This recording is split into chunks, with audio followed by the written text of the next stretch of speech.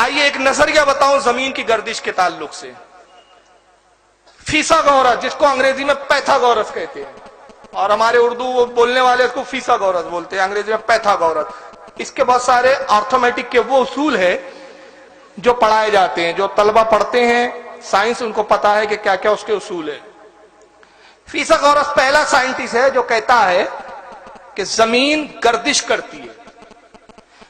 فیثاغورس سے پہلے دنیا میں کوئی نہیں کہنے والا تھا کہ زمین گردش کرتی ہے. آج بھی یہی مانا جاتا ہے کہ زمین جو ہے گردش کرتی ہے، گردش گھومتی ہے، سورج کے ارد گرد گھومتی ہے اور زمین کے ارد گرد چاند گھومتا ہے. فیثاغورس نے جب یہ پیشن گوئی کی تو اس زمانے میں چرچ نے اس کو اس بات پر سزا دی. چرچ عیسائیوں کا جو دھارمک استھل ہوتا ہے ان کا، وجہ یہ تھی کہ بائبل میں بھی لکھا ہے زمین نہیں گھومتی، ہندو کے جتنے گرنتھ ہیں اس میں بھی لکھا ہے کہ زمین نہیں گھومتی. تو گویا ان کے نزدیک اس نے دھرم کے خلاف، مذہب کے خلاف، عیسائیت کے خلاف ایک اصول اور بات بیان کی. چرچ نے اس کو سزا سنائی اور فیثاغورس کو اس زمانے میں موت کی سزا دی گئی تھی. اب اس کا جب انجام لوگوں نے دیکھا تو اس کے بعد کسی بھی سائنسدان نے یہ کہنے کی جرات اور ہمت ہی نہیں کی کہ زمین گردش کرتی ہے. لیکن 1880 کے اندر فیثاغورس سے کچھ پہلے، فیثاغورس کے کچھ بعد، معاف کیجئے گا، فیثاغورس بہت قدیم سائنسدان ہے. اس کے بعد پروفیسر کاپر میکس ایک سائنٹسٹ آیا اور پروفیسر کاپر میکس نے پھر ہمت کر کے کہا کہ نہیں، فیثاغورس کا جو نظریہ ہے پیتھاگورس کا وہ صحیح ہے، زمین گردش ہی کرتی ہے. تو لوگوں نے اس کو کچھ توجہ دی، کچھ لوگوں نے سنا، کچھ لوگوں نے مانا، کچھ نے نہیں مانا. مگر اس کو فی الحال سزا تو نہیں دی گئی. کہا کہ بھائی ایک کو تو سزا دے چکے ہیں، اب ایسے بولنے والے بہت پیدا ہوں گے، کس کس کو ہم سزا دیں گے. اس کو تنبیہ کی گئی، ڈانٹ ڈپٹ کر کے اس کو خاموش کرا دیا گیا. لیکن 1880 کے اندر پھر ایک بہت بڑا مشہور سائنسدان آیا جس کا نام ہے پروفیسر آئنسٹائن. آئنسٹائن نے بھی کچھ تجربات سے اور کچھ دلیلوں سے بات کی اور دلیلوں کو پیش کر کے کہا کہ زمین گھومتی ہے، گردش کرتی ہے، اور فی سیکنڈ اس کی رفتار یہ ہے اور وہ ہے. پوری دنیا بھر کی اس نے تحقیقات پیش کی. اس زمانے میں اعلیٰ حضرت کے ایک شاگرد تھے، وہ عالم بھی تھے اور اپنے وقت کے بہت بڑے ماہر سائنس بھی تھے. ان کا نام تھا مولوی حاکم علی صاحب، لاہور کے رہنے والے تھے. اعلیٰ حضرت کو انہوں نے خط لکھا اور یہ خط فتاوی رضویہ کی 27ویں جلد کے اندر موجود ہے.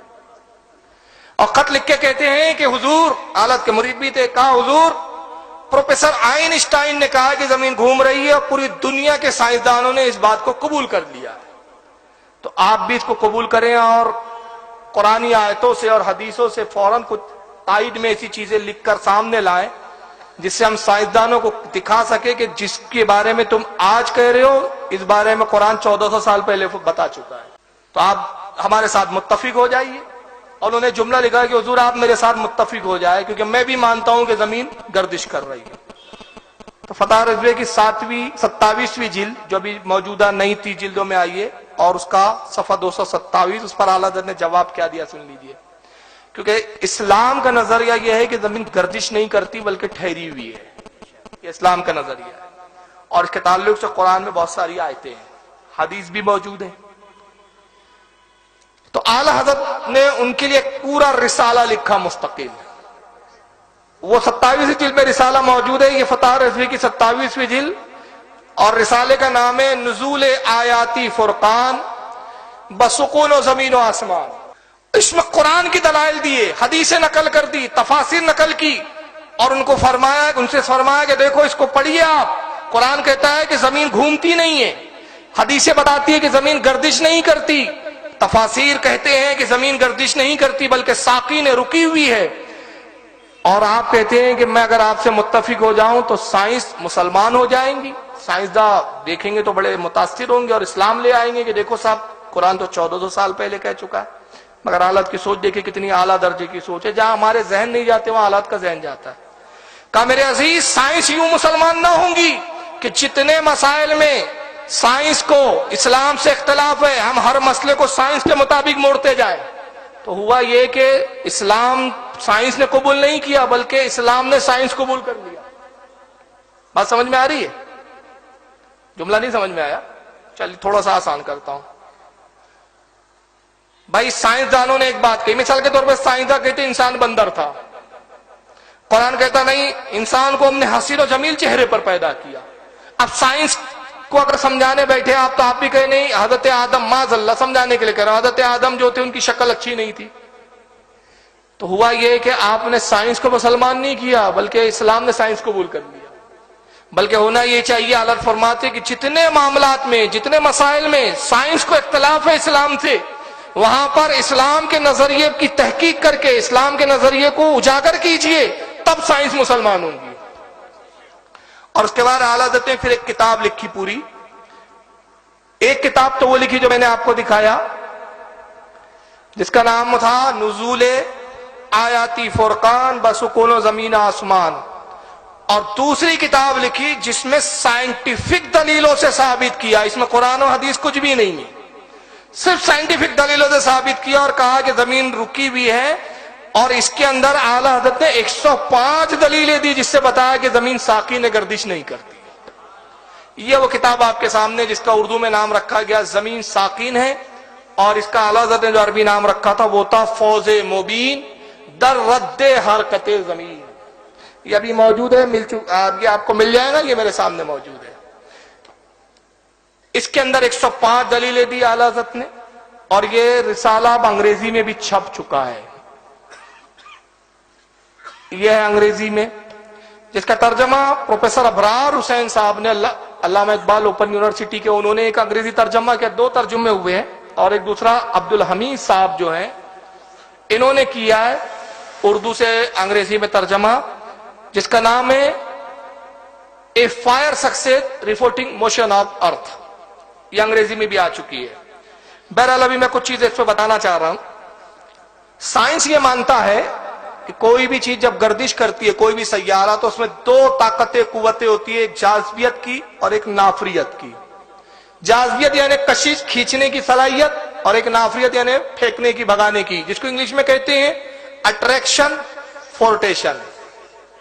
جب تک یہ چیز نہ مانی جائے، جاذبیت یعنی کھینچنے کی طاقت اور پھینکنے کی طاقت، تب تک کوئی چیز گردش میں نہیں آ سکتی.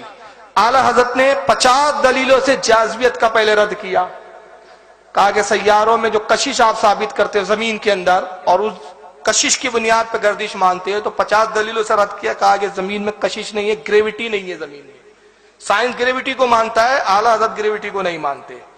اور نافریت یعنی پھینکنے کی صلاحیت، اس کا 12 دلیلوں سے رد کیا. اور حرکت زمین پر 43، کل 105 دلیلوں سے اعلیٰ حضرت نے ثابت کیا کہ زمین نہیں گھومتی. اعلیٰ حضرت کے بہت بعد، تقریباً 15 سے 20 سال کے بعد، سر سید احمد خان صاحب ہے، جن کو آپ بھی جانتے ہوں گے، انہوں نے بھی ایک کتاب لکھی، اور ان کا بھی نظریہ یہ ہے سر سید صاحب کا کہ زمین گردش نہیں کرتی.